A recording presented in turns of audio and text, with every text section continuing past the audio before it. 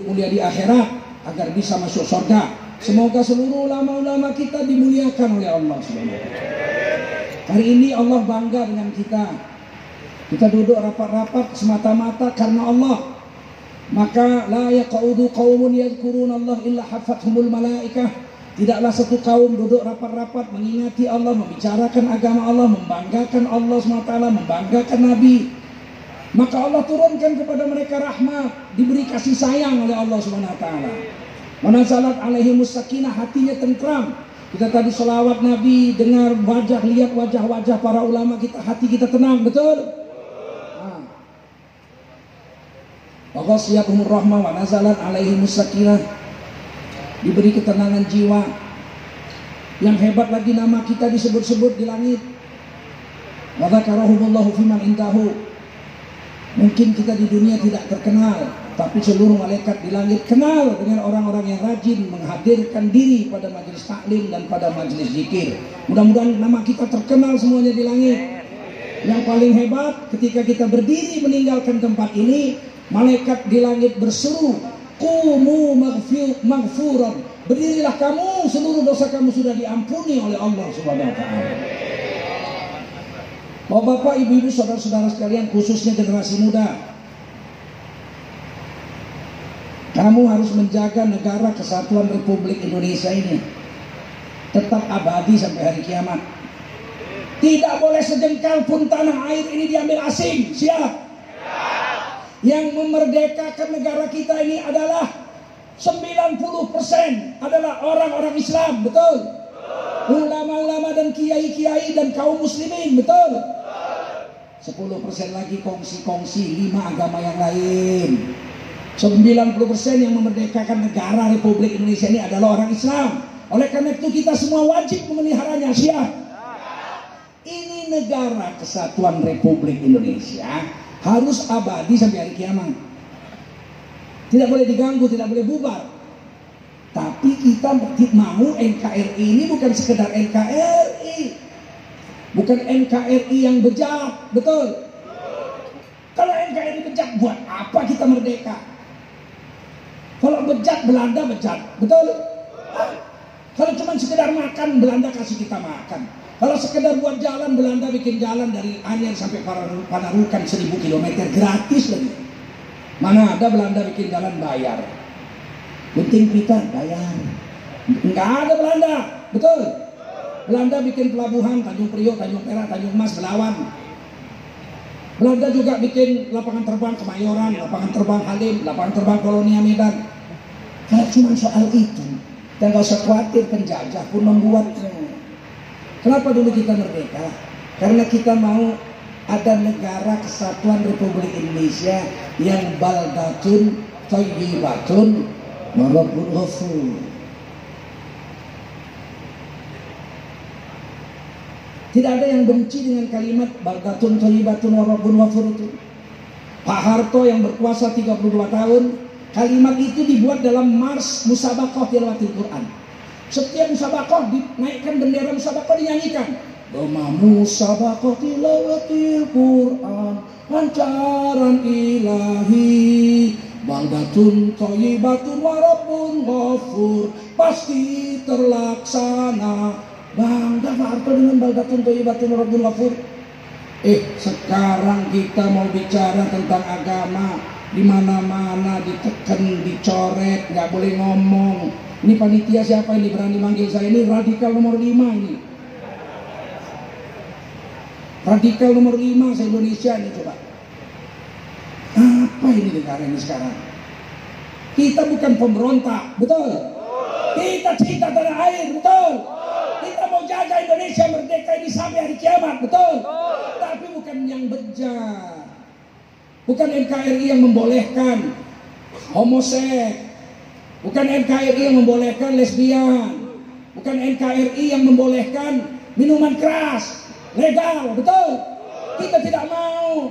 Kita mau negeri ini diridhoi oleh Allah Subhanahu wa taala, sehingga ketika kita mati, anak cucu kita hidup di negara ini, di negara yang soleh, mereka menjadi soleh dan mereka akan berkumpul dengan kita di surga Allah Subhanahu wa taala.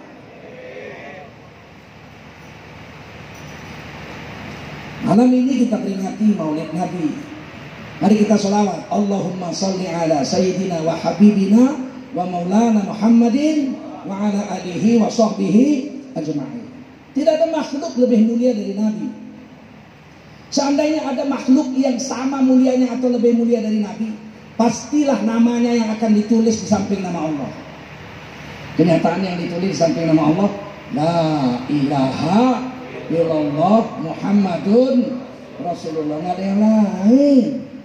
Bukan malaikat Jibril, bukan Nabi Musa, bukan Nabi Isa, bukan siapa-siapa. Tapi kalau ditulis la ilaha illallah Muhammadun Rasulullah, berarti Nabi Muhammad makhluk yang paling hebat sealam jagat raya ini. Dari semua nabi-nabi tambah rasul-rasul ada 124.000 nabi dan rasul yang pernah turun ke dunia ini, mendapat wahyu dari Allah. Menurut hadis Sahih Ibnu Hibban, dari 124.000 nabi dan rasul, 313-nya rasul. Rasul itu untuk umat, kaum. Kalau dapat wahyu untuk dirinya dan keluarganya namanya nabi. Kalau dapat wahyu dari Allah diajarkan kepada istrinya, anaknya, keluarganya dan kaumnya, maka dia disebut rasul. Walikulli ummatin rasul. Setiap umat ada rasul satu-satu, 313 rasul. 25 yang pilihan, mukhtar, pilihan. Yang wajib kita kenal itu 25. Itu rukun iman yang keempat. Kalau disebut harus tahu itu rasul. Adam, ya saya tahu Adam itu rasul. Idris, saya tahu Idris itu rasul alaihi salam. Nuh juga saya tahu itu rasul. Daud juga rasul, saya tahu. Ilyas juga rasul, saya tahu. Joko bukan. Harus tahu. Paham? Ngerti? Dari 25 rasul itu ada 5 yang disebut rasul ulul azmi. Rasul yang paling menderita untuk umat ini, agar umatnya itu tahu Allah, agar umat itu soleh, agar umat itu masuk surga. Mati-matian siang dan malam, seluruh harta pemikiran semuanya untuk umatnya. 5. Yang pertama Nabi Nuh alaihi salam. Dakwahnya lailan menaharo, malam dan siang. Diangkat dari rasul umur 480. Dakwah 470 tahun sampai 900 tahun. Siang dan malam lailan menaharo. Muridnya cuma 80. Datang banjir topan umur 900, mati semua yang kafir-kafir. Nabi Nuh masih hidup 50 tahun lagi. Umur 950 Nabi Nuh wafat. Muridnya cuma 80. Nabi Ibrahim dakwah pada kaumnya, pamannya Azar nggak mau masuk Islam. Menurut Ibnu Katsir, Imam Ibnu Katsir, bapak Nabi Ibrahim namanya Tarah atau Tarikh. Azar itu bapaknya, maksudnya pamannya yang memelihara beliau. Nggak mau masuk Islam sampai mati. Tapi Nabi Ibrahim tidak disebut Nabi yang gagal. Nabi Ibrahim disebut Rasul ulul azmi. Nabi Musa pun begitu, diangkat anak sama Fir'aun, hidup di istana Fir'aun. Ini manusia paling bejat zaman itu. Saking bejatnya dia mimpi ada anak Bani Israel yang lahir yang akan menghancurkan kekuasaannya. Cuma mimpi. Anaknya pun belum lahir, langsung mengeluarkan perpu. Ini orang pertama mengeluarkan perpu, Fir'aun. Yuzabbihuna abna'akum wa yastahyuna nisa'akum. Bani Israel kalau lahir anaknya 1 tahun itu bunuh semua yang laki-laki. Sembelih semua anak bayinya. Yang perempuan aja boleh hidup. Tapi Allah Maha Kuasa. Nabi Musa alaihissalam justru nyangkut di belakang istana Fir'aun waktu dihanyutkan oleh ibunya, dipelihara oleh Fir'aun. Diambil sama istrinya Asia. Kata Fir'aun, anak siapa ini? Dapat dari sungai, dari kali, dihanyutin. Mesti anak Bani Israel, masih sembelih, ambil pedang. Jangan, ini anak kita pelihara, cakep nih, bagus nih, ceker. Nanti dia akan menghancurkan kekuasaan saya. Itu kalau di kader partai lain. Kalau partai kita yang kader, insya Allah jadi cebong nih.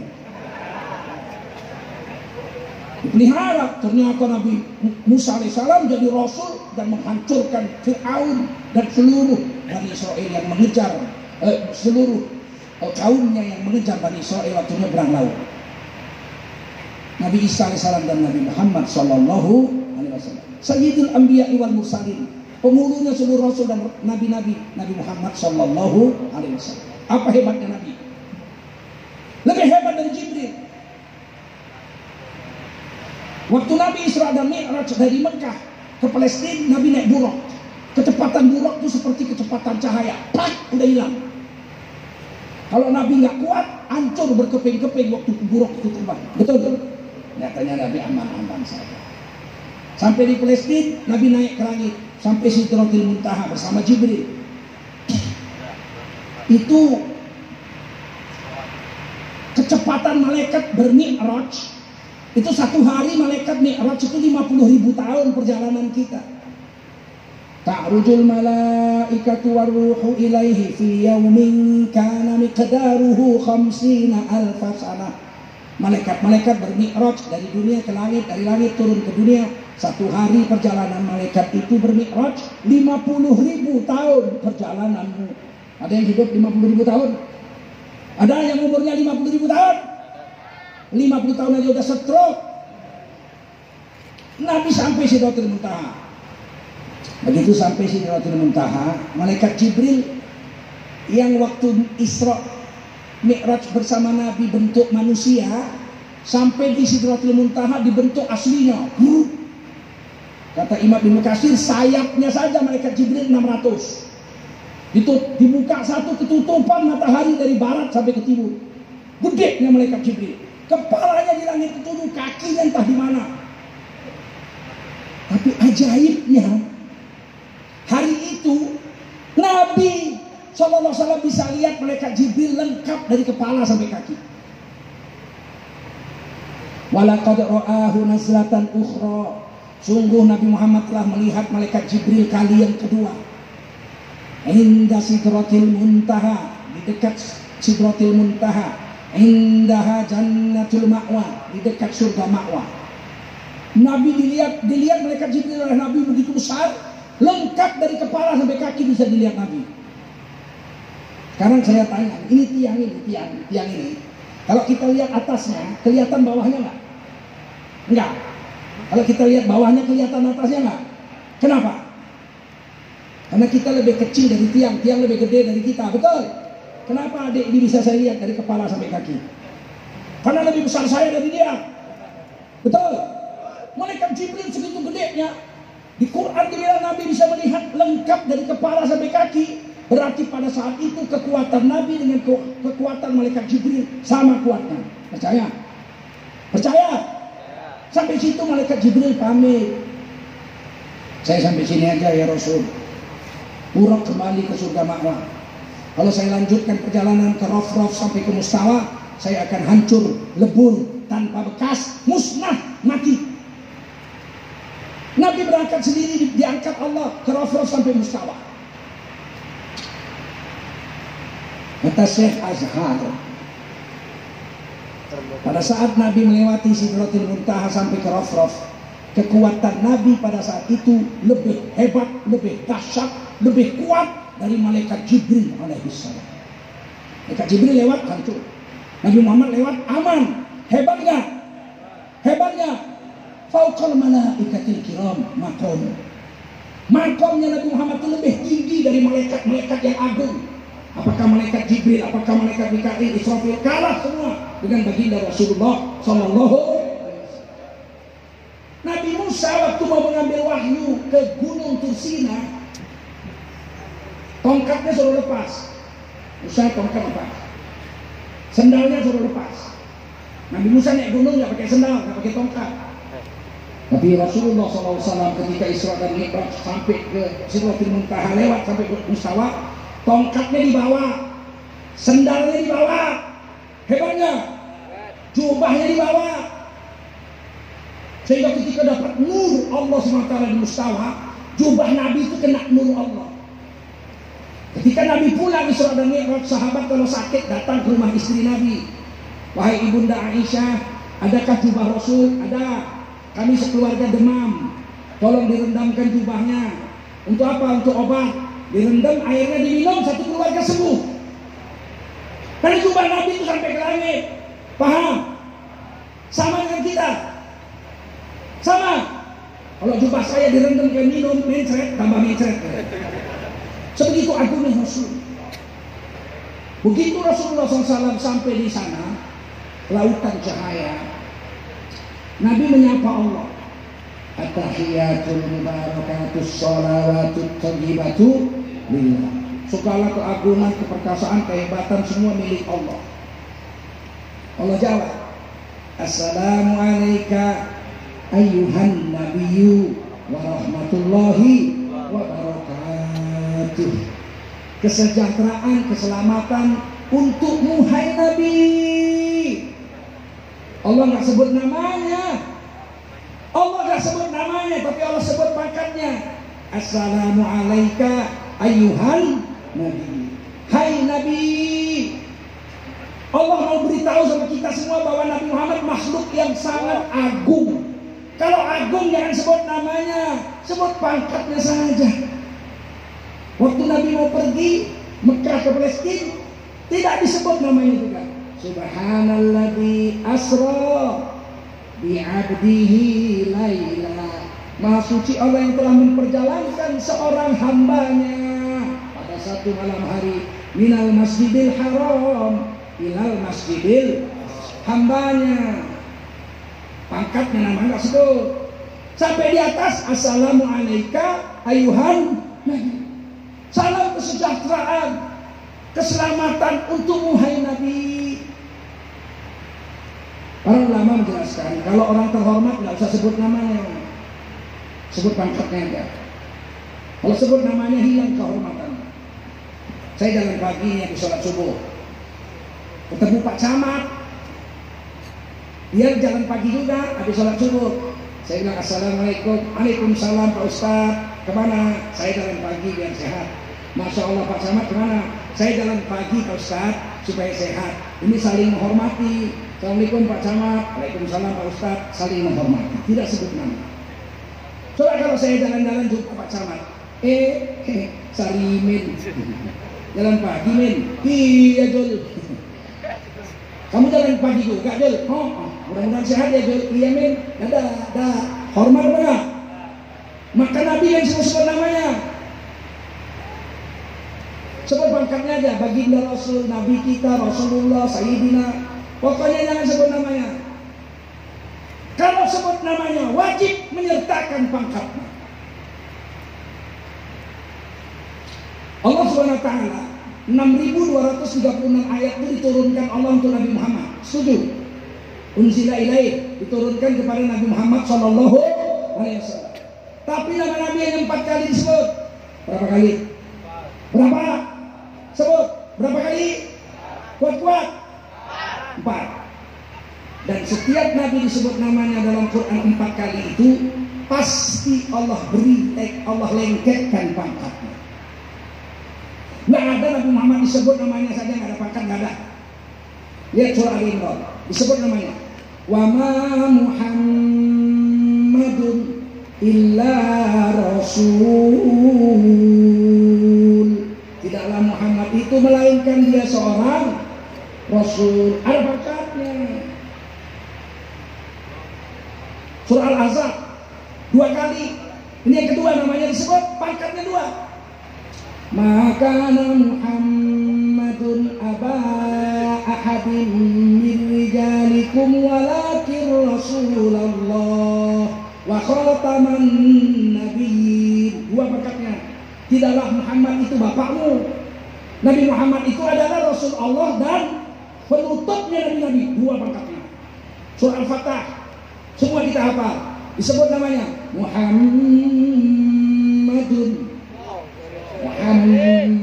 Rasulullah. Paham? Jangan pernah manggil Nabi nggak pakai pangkat, haram hukumnya, berdosa. Sekarang kadang-kadang baru tamat sekolah, gelar baru SAG. Tahu SAG? Sarjana agama, bukan sarjana alam gaib, bukan. Baru belajar khutbah Jumat berani manggil Nabi nggak pakai pangkat. Sontoloyo benar. Muhammad pun hijrahlah dari Mekah ke Madinah, dikejar-kejar sama Abu Jahal, dikawani sama Abu Bakar. Enak aja dia. Ngaku Islam manggil Nabi sama Abu Jahal sama. Mesti panggil Rasulullah dengan pangkat-pangkatnya. Paham? Pengharamannya ditulis dalam surah An-Nur ayat 63. La taj'alu du'a ar-rasuli bainakum ka du'a'i ba'dikum ba'da. Jangan kau panggil Nabi seperti manggil kawanmu,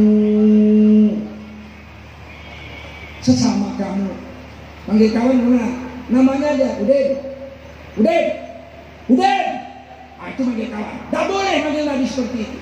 Panggillah Nabi kita, baginda Rasul, junjungan kita. Paham? Kalau pun disebut namanya baginda Rasulullah Sallallahu Alaihi Wasallam, sang Nabi, mesti ada pangkatnya. Insya Allah ingat sampai mati. Saudara-saudara jawab, ingat. Jangan panggil Nabi sembarangan. Siap? Yang kedua, Nabi itu contoh yang dibuat Nabi semua bagus. Nabi itu pemimpin besar, sampai di langit dikasih penghargaan sama Allah. Assalamu alaika ayuhan nabiyyu. Kesejahteraan, keselamatan untukmu hai Nabi. Warahmatullahi wabarakatuh. Rahmat Allah, barakah Allah untukmu semuanya. Apa kata Nabi? Enggak dibilang Nabi assalamu alayya, memang aku selamat. Enggak. Nabi bilang apa? Assalamu alayna. Yang selamat itu saya dan seluruh umatku yang ada di dunia. Ada Sayyidina Abu Bakar, ada Sayyidina Bilal, ada Sayyidina Ali, ada Sayyidina Umar, ada Sayyidina Utsman. Yang di bawah sana itu ikut selamat ya Allah. Begitu baru pemimpin. Selamat atas engkau hai Nabi. Dia bilang apa? Yang selamat aku dan seluruh umatku yang ada di dunia sana ya Allah. Wa ala ibadillahis shalihin. Dan seluruh hamba-hamba Allah yang soleh-soleh selamat semua sampai hari kiamat. Mana ada pemimpin begitu sekarang? Pemimpin sekarang semua dia borong, dia yang hebat. Sampai masang listrik dia hebat. Saya ngasih listrik.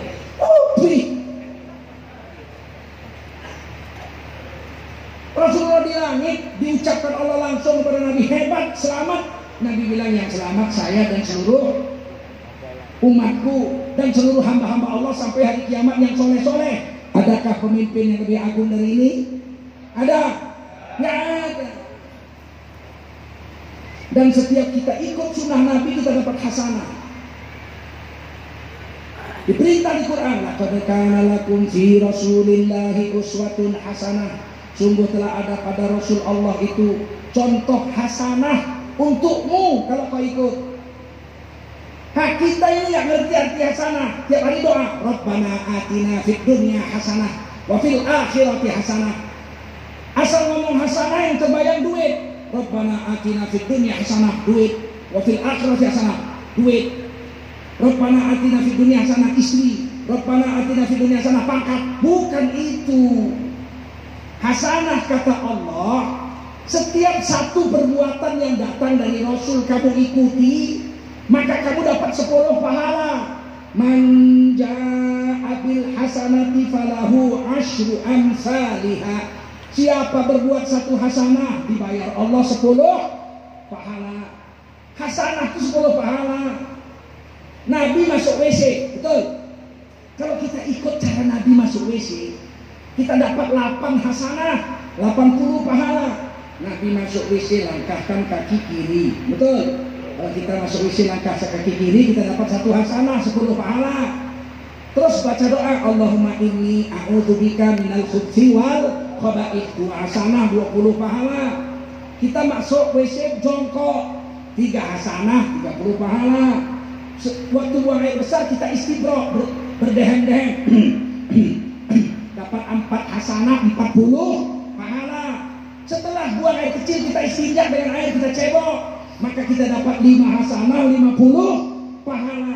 Terus kita tutup aurat kita supaya keluar WC nggak dilihat orang-orang kita. Sudah dapat 6 hasanah, 60 pahala. Langkahkan kaki kanan keluar WC, dapat 7 hasanah, 70 pahala. Sampai keluar WC baca doa, alhamdulillahilladzi adhaba 'anil adha wa afani. Selama di WC dapat 80 pahala, 8 hasanah mengikuti Rasulullah sallallahu alaihi wasallam. Kalau masuk WC 1 hari 10 kali, 60 tahun. Kata Allah, iqra kitabak, baca catatan amalmu.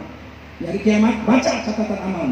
Kita baca 60 tahun umur kita, masuk WC, 80 pahala, 80 pahala, 80 pahala, 80. Mungkin pahala kita yang ikhlas cuma buang air besar saja. Itulah hebatnya Rasul. Kalau kita ikuti apa yang dibuat Rasul, kita dapat setiap satu gerak, dapat satu hasanah. Paham? Pakailah baju berwarna putih, putih kesukaan Allah. Hadis Tirmidzi. Kalau kita pakai baju putih 24 jam kita dihitung hasanah.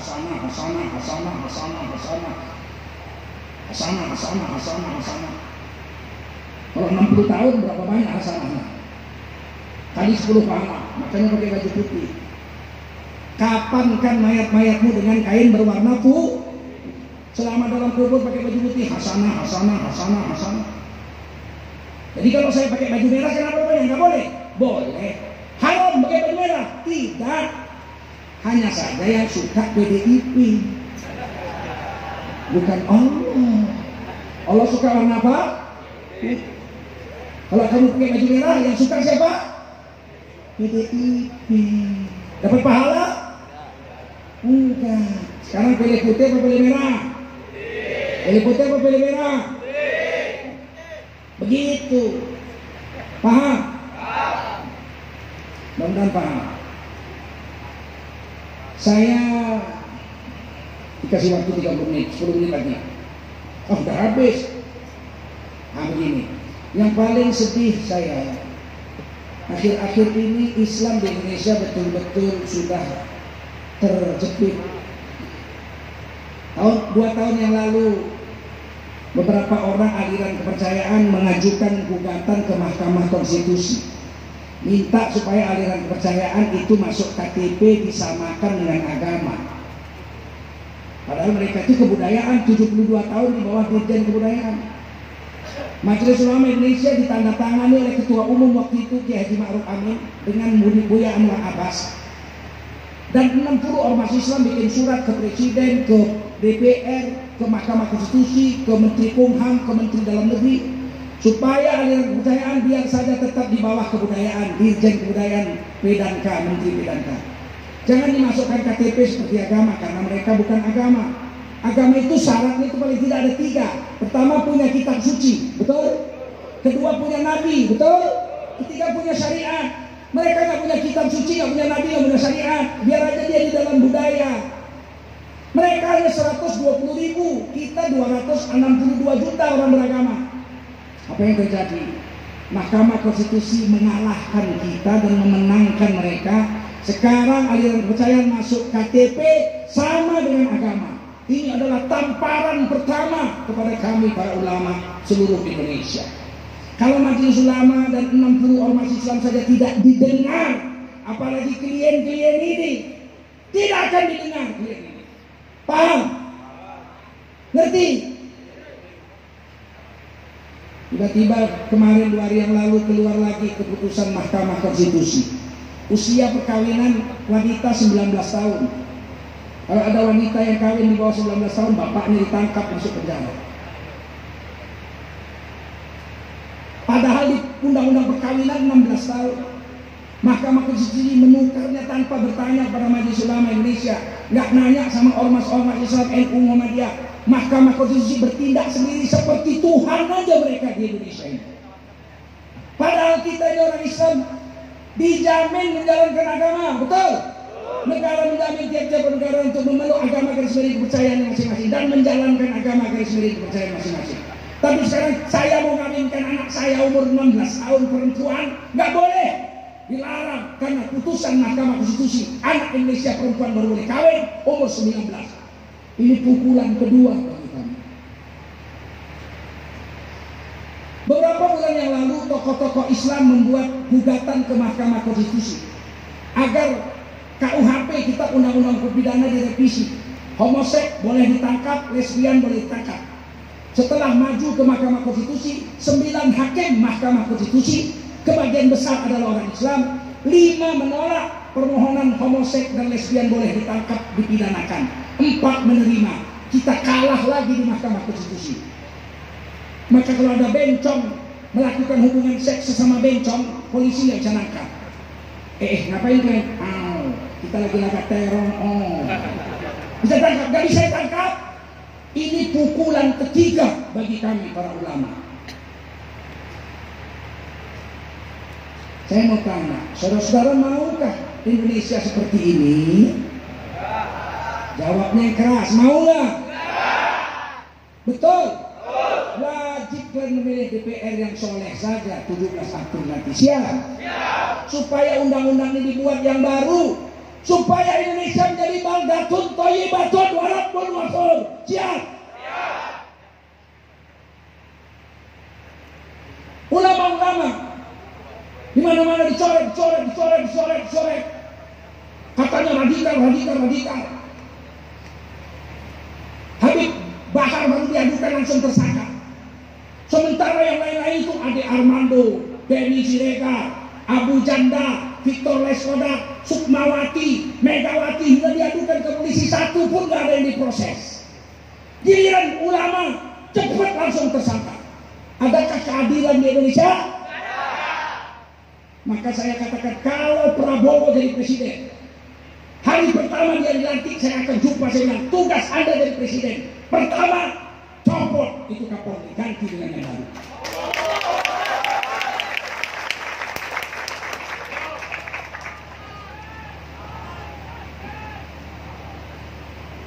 Habib Rizik hanya dituduh chatting mesum, dikejar-kejar sampai ke Arab. Betul? Yang benar-benar berzina, tenang saja. Kami ngapain chatting mesum, ngapain? Kami mau kawin 4 aja laku, betul? Ngapain chatting? Mau kawin 4 aja masih laku. Tuduhan-tuduhan yang sangat menghinakan para ulama di Indonesia ini. Oleh karena itu, waktu saya habis, saya ingin pesan 17 April 2019, semuanya harus datang ke TPS, walaupun sakit harus nyoblos. Siap? Besok hari Senin periksa nama kita ada nggak di daftar pemilih tetap. Kalau belum ada, daftar. Siap? Ini jihad. Siap? Pilihlah DPD yang soleh. Siap? DPD yang soleh saja. Paham? Jangan biarkan anak PKI jadi DPR. Siap? Yang paling mengerikan, Komnas HAM 4 hari yang lalu mengeluarkan pengumuman bahwa Partai Komunis Indonesia bukan pelaku pembunuhan dan pemberontakan, tapi Partai Komunis Indonesia adalah korban HAM berat di Indonesia.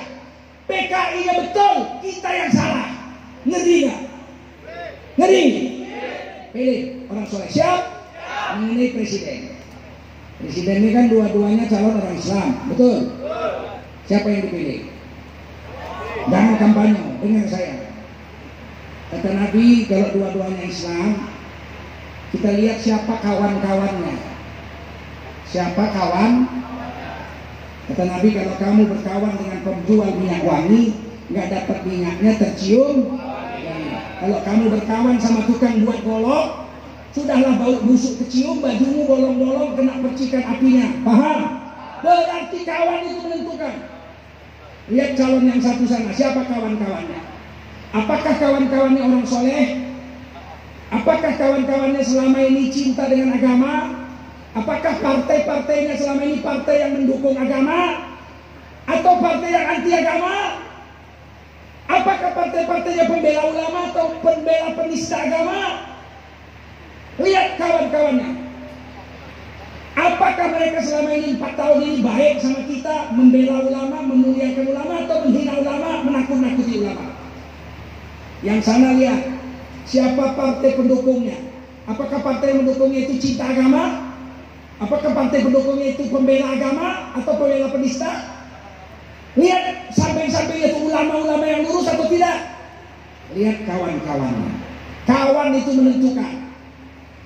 Kalau di sana kawan-kawannya tukang joget semua, begitu ada acara, selesai acara joget semua, ke kiri dan ke kiri, ke kanan, semua joget, betul nggak? Kalau saya ulama, kiai ada di situ, tentu ulama nggak mau joget, tapi paling tidak tepuk tangan. ke kanan, ke kiri, ke kanan, ke kiri, paling tidak tepuk. Paham? Sudah paham? Nah, kalau udah paham sudah sampai sini aja. Semoga Allah merahmati kita, amin.